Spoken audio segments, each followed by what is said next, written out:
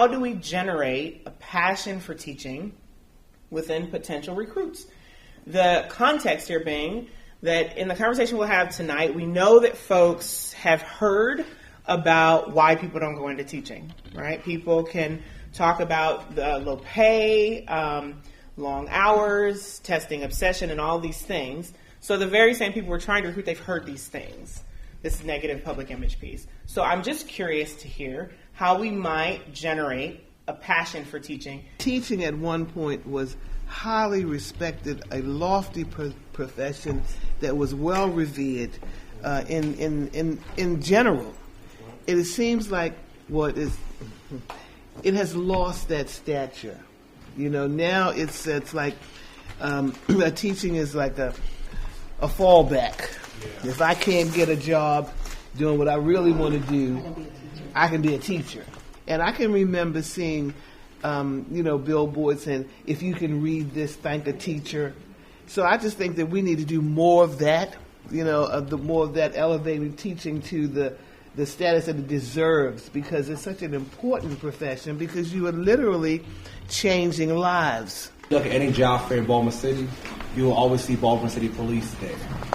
Despite the fact that the police are not loved and respected, they are still adamant about pushing their objective.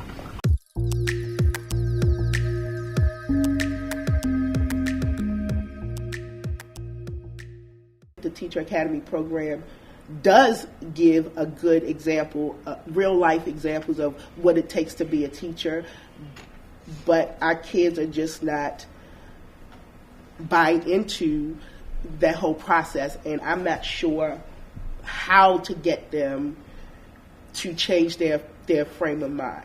Students at Western perceive that the teaching course is the most easy of the CTE offerings there, and that they're not really passionate about teaching. It is everyone's second option.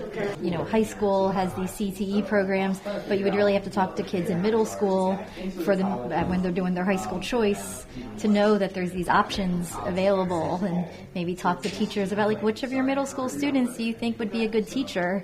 And let's talk to them about this option. It's hard to identify if you're not doing things in the classroom that get kids in a teaching or a leadership role.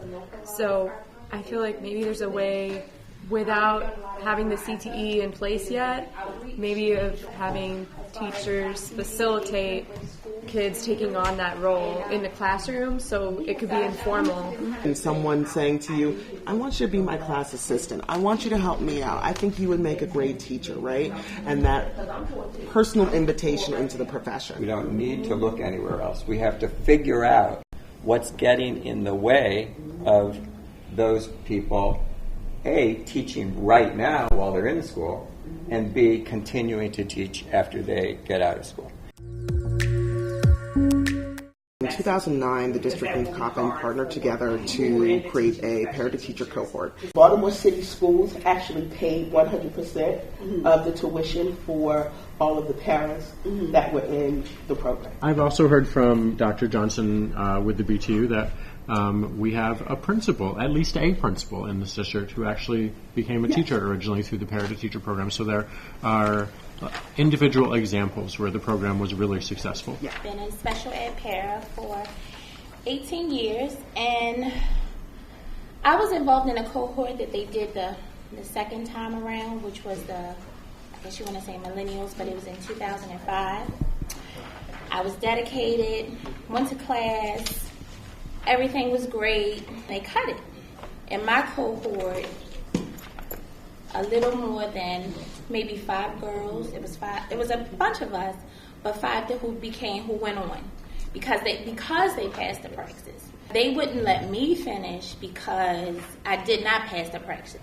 What I do, along with 4 of my friends, we offer practice prep for reading, writing, and math. It's free. The problem is just getting people to attend. We need more information on our current paraprofessionals.